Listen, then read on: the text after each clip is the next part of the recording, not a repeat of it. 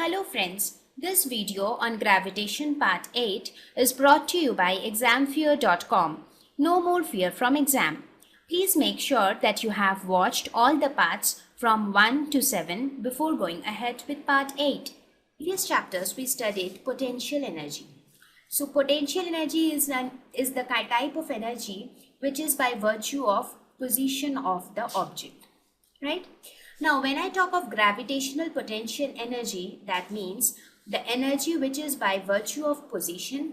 At the same time, this energy is due to the force of gravitation, right?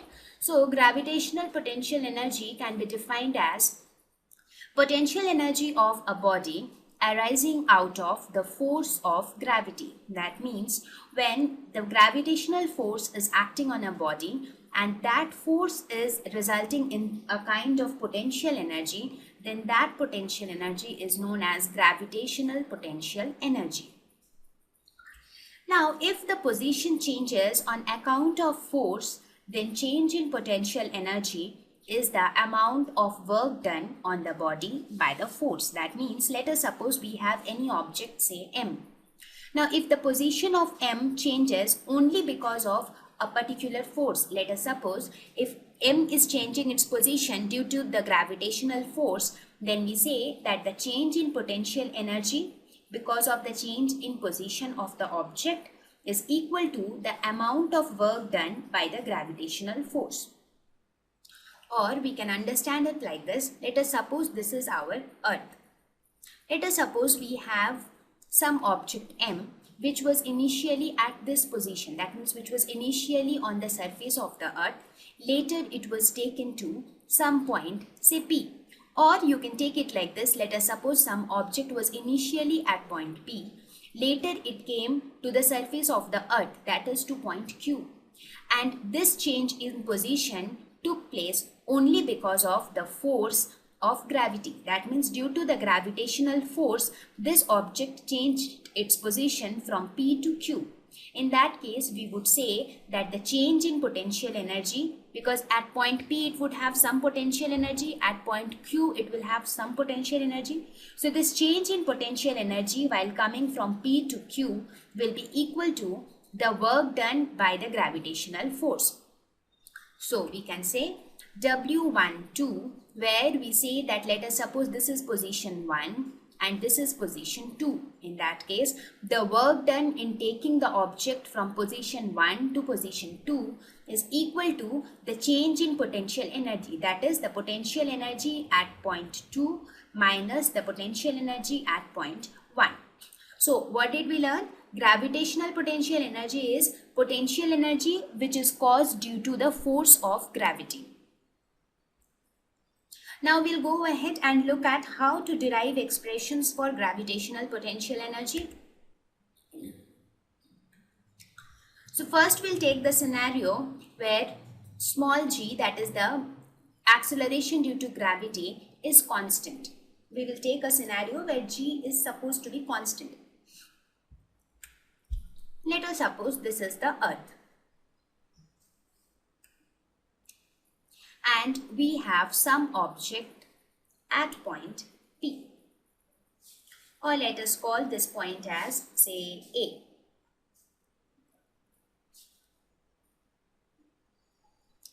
Now, what would be the work done in this case?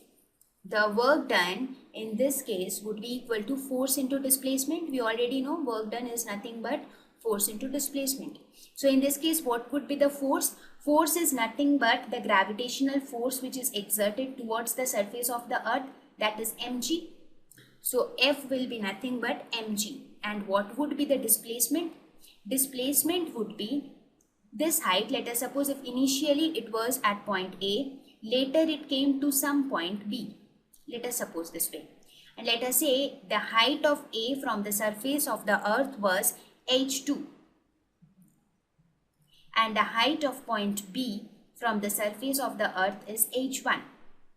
So in bringing the object is brought from point A to point B. Let us suppose the body of mass m is brought to B from A. That means this object changed its position from A to B. So in this case, the displacement would be this distance. So what is this distance? h2 minus h1.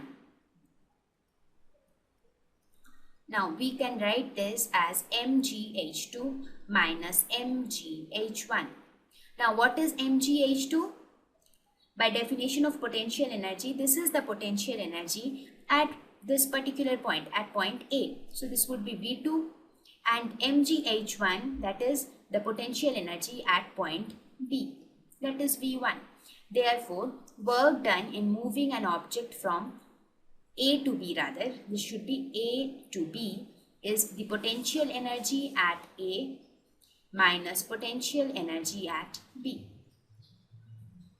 So the work done is equal to the difference in potential energies when we consider that G is constant, that G is not varying in this case, right? Now let us take the second scenario where we consider that value of G is not constant, because in the previous slides we saw that the value of G changes as the distance from the surface of the earth changes. So in this case we consider that scenario, that is a little complex scenario. So in this case, what would be the work done in bringing an object from one position to another? Let us say what would be the work done in this case. Here again we have this earth. Let us suppose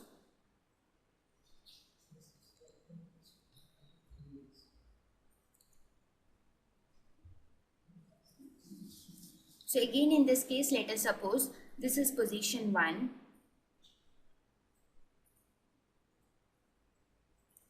This is position 2.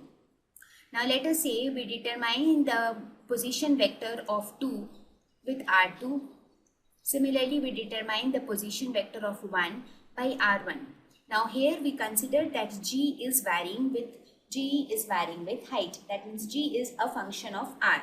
So in this case, W will be equal to integration of f dr from R1 to R2.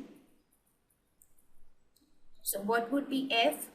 F would be nothing but G m1 m2 by r square. M1 would be mass of the earth, m2 would be mass of the object, divided by r square into dr, where dr will be changing from R1 to R2. So this would be equal to minus G me into m 1 by R2 minus 1 by R1. Now this can be written as minus Gme into m divided by R2 minus Gme into m divided by R1. So we can say this is nothing but potential energy at R2. Similarly, this is nothing but potential energy at R1. So here also we can see that the work done in bringing the object from one position to another is equal to the difference in potential energy between the two positions. So in both the cases we arrived at the same result, just that we went with two different approaches. In the first scenario we considered that the value of acceleration due to gravity is constant. In the second scenario we considered that the value of acceleration due to gravity is not constant. Now we will look at the conclusion about gravitational potential energy. So what did we study about gravitational potential energy? In general, the gravitational potential energy at any distance r is given by gravitational potential energy for any distance r would be given by, this is denoted as V. We already know potential energy is anyways denoted by capital V. So V of r at a distance r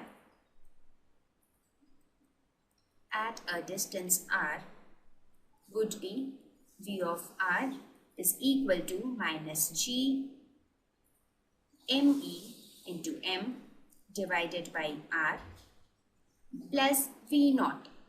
What is this V naught? V naught is the zero of gravitational potential energy.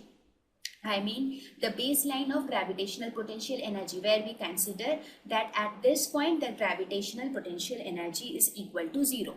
Now this can be anything. Most of the time we consider that the potential energy, the gravitational potential energy on the surface of the earth is zero.